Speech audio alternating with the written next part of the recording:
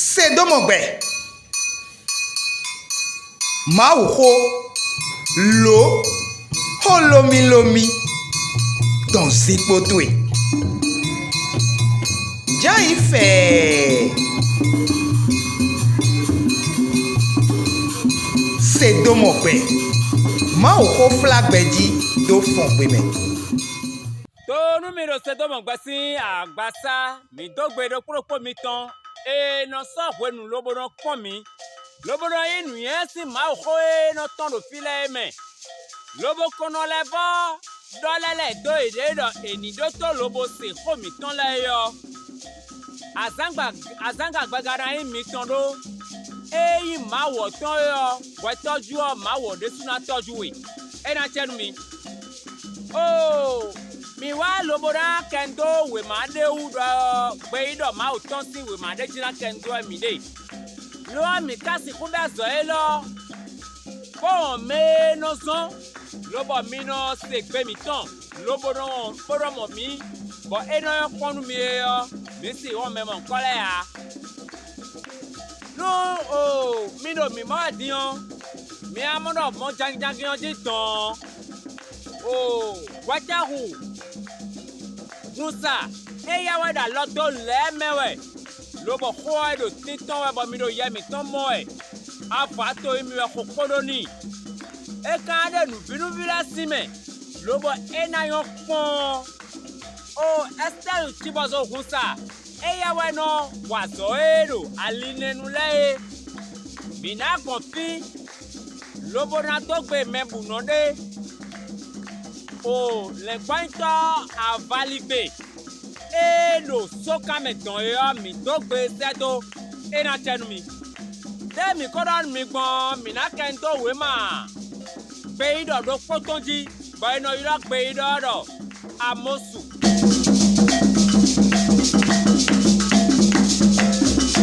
Amosu ne o. Meweka wala we ma o. Me wula we ma yo e konbonu Isaisi gbe do de e ya yin pere do mimo Isai yo mi moedo ahosu gbasa e we mi no ya moede mi ka tun lo je gosi o renu o mejo mede la tome mejo mene do ba no moeda ahosu gbasa mi sa Jérémie yo mina modo jide bosanu kule ma uto e Jérémie eyin mi kawe so amoso nne tewe no wa kali to e lobo no levo le gle e ka le gle ton nuwe no to le yo yewe sikomosi ojiwe enodo usikomo no to do gle ton me Lobo ka kosi toko pevide me bedo yoro tekoa. Do mali do beteleyemu. Pokado nu dila alita tilako. Afatonu kuno ko yoyo de to kunu kude no yoro Jerusalem we. Afago ko te mi de ne to edo. Afago ko be yoro Juda yo to ene o mewe mi de ne. We ma Taton ne kono yoro ene ba yo we ma taton no amosu amosu tere ka de bodo amosu agban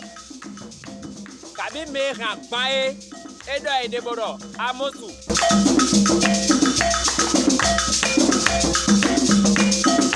but tell toi kazon bon nous la tole lo dire Ikoto timeton jeka azo ezwe asoteka azo be ezwe eya dielo o to eyi afogo koton yo emewe dide azo ekazo yo mwa imo enaito melo totally pele we enaito weon kwa wene o Odo jire mere ke won da pe ame kan wa jije no iba ino itono ton lo won e ka kan ko ngbe yo eyan wa jije si wende a e o tu azon bo e mo do jire agba won ibe so do tani won toro dudo abodo ji mi tsɔ mi ɖe ema yi mɔ anue to si wɔ mi ɖe ɖo Israeli to ye la me yɔ batɔ ɖo te kpɔn mi eɖo yi wɛ ɖɔ dzi to yi totaligbe si toɔ toli vive wa sukpɔ xlɔ̃banu me ɖe wa sukpɔ numa wa ɖo gãdzi yɔ ewa kpe toɔ me me ɖe suna ba xlɔ̃nu me ɖe ewa kpe toɔ me nu eto ɖe lɛ ɖo wiwa ye milɔna wa ewa gɔɖu toɔ ewa zɔnbɔ mawuɔ wa ɖe amosu lobosɔ ɛsɛ do kpɔɖɔ ni do wɔe ne ɔnu ye ɖo tɔ mi magatu nɔ dzi ɖe mawuɔ tso bonu na sɛ banu me ɖe yɔ enɔ to fotonu me ɔgbɔɛ enɔ tafa afɔdini hu ŋue ehe bo ƒo gbe wa ya fɔta afɔdinu me bɔn mina eka bi ɔdɔ ko tɛ do eka ŋla we ma mɔ nkɔtɔn eŋla we ma do ekpokoe nuɔtɔn katɔn gbã bɔn ena dzi tezu ewɔ we ma mɔ nkɔtɔn eŋlaŋla le axɔsu de tɛ la hoenu axɔsu oziasi hoenu oziasi ɔɖeke axɔsu do juda ne afɔgo kɔ desi toɔ me ne axɔsu dzoroboamu wegɔ hoenu dzoroboamu wegɔ ne ka yi axɔsu do totaligbe dzɔ do Israel si toɔ me tɔn ne wome hoenu o eɖo woe lɔ eyɔ ŋue lɔ to eyɔ mɛlɛ ne bɔn nuwlawla yi ne o ekoko we bɔn ayeku gbana dawu do ayeku gbana dawu do amosu buenu nume ɖe yi xa amosi we ma ta nukɔtɔn xixame tɔ nukɔtɔn ena tun dɔ ƒetɔnuɔ ayeku gbana dawu we ne ɔnu loɔ azã ye gbe wɛ ayeku gbana dawu trele le yɔ we ma de ɖena.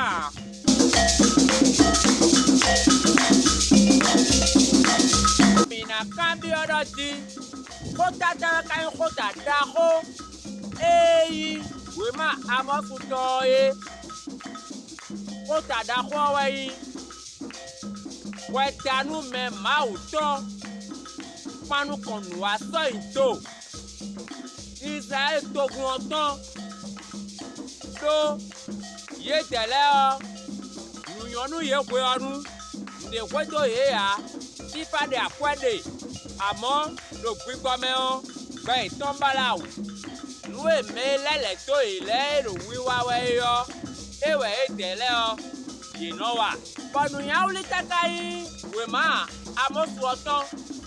nunyawuli yi wema amosu ɔtɔn yi wa yi nɔ di de minamɔ do wema amosu tɔn mɛ tɔ wenue esɔ ŋue ne ŋue afɔti afɔdinu mɛtɔn sɔdzonu amosu dɔ ni to yɔ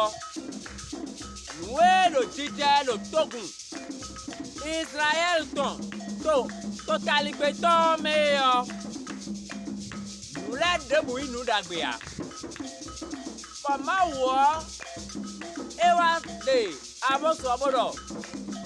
wáyì yẹn ẹ lọ́lẹ́ kọ́nu mi kọ̀wé ẹ̀hìn yọ èdè má wọ̀ kírẹ́dì àkọ́gádàkó ẹ̀ sọ̀nù lóbojó náà sẹ́ǹbànú tókùn tasẹ́tọ́ tókùn tónúmásẹ́tọ́ Israel tán ẹ̀ dọ́hùn tó Israel tó ọ yèwá sọ afọdókò akɔdzidze mawu tɔkpo etɔkpo tó mawu dze akɔxa tokutɔn kpenue eba ko ma toɔ ayɔ mawu dze akɔxa toɔ ŋu eyi to eɖo totaligbe wɛa eɖo afɔgo kɔde wɛa wɛlɛ bi wɛ kó ɖo alɛ nunu mɔ akɔdzidze mɔ nkɔtɔn mɛ bɔn eɖo akɔdzidze mɔ nkɔtɔn mɛ o ewa ma die wɛ zɔn bɔ o me do totalité do yo ena ko san ko jije o me a nu e ma wo do na wa da ko jije o me yo ma wo ko do wa do le telewe e te ka bana se to nu a ma wo wa do apa ko nu ye do mi gbo bajawe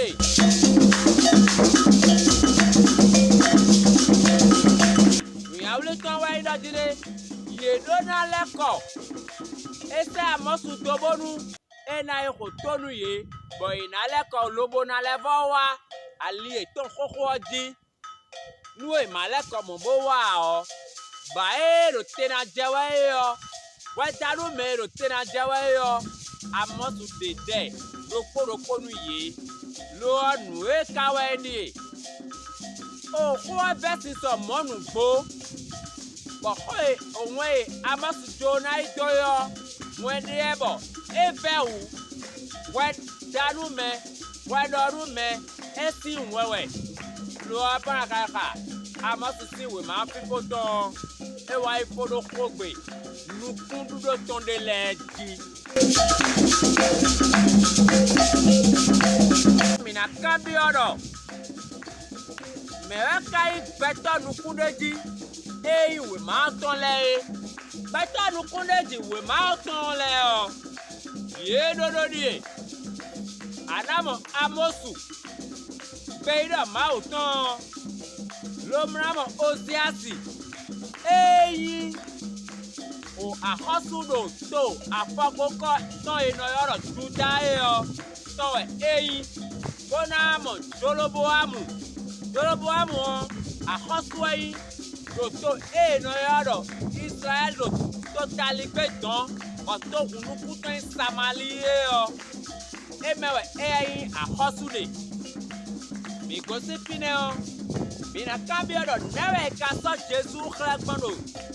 we mai amosu ton eme le so Jesus khragbon edie e de Jesus khradi me no poke eren ena levo abolo ogenu jabi titan lobo ena jolo lobo na kokweha akoy mau deha davidi akodi jawe ino dire ahosu sana kanu sipoto di pedea edona son nuto kuenem bonawa me akodi jene wa ticheme bo minale bo amo Jésus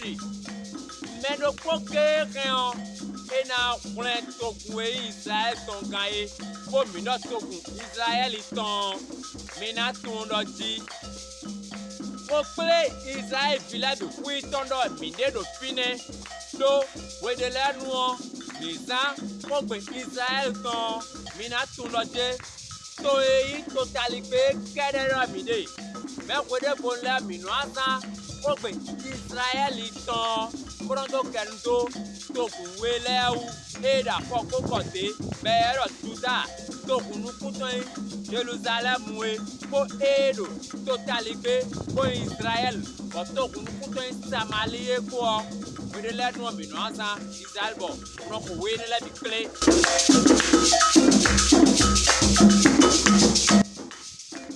Oh, nous y a des thèmes carrément minaïdo, oui, mais on même na sando kwesa miton.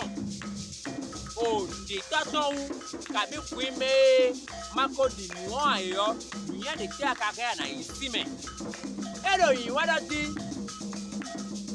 ma wu kwa di jono sewe mide. Ma weno no kwedie. Bo ezo mo wo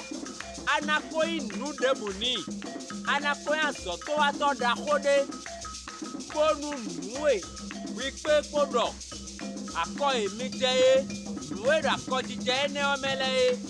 e ya no gbejina konu kwa makaro gbejina koda ko do ko nile na we kodo nile ko pa lo gudo ko e kodo afote je bodo yiwe o le to yi wanu meso eneme amon batono kote ma te gbede a do eno so o me bono lo bono so ado me wa nu eti temea eto mo wo mi na tun lo di we de mi koro we lo klabo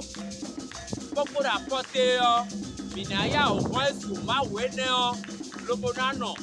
betini nu mere no betinu ma wo mere no betini yo e lo no betinu me mo nkoton oh esa do mona kuwe a lo nde do bibe nu onu ono do bibonu àjànú gbá kọ lobo sọ́ọ̀gà sọ́sùrẹ́mẹ̀ ẹ̀dọ̀ ẹ̀yìn kọjá gbé.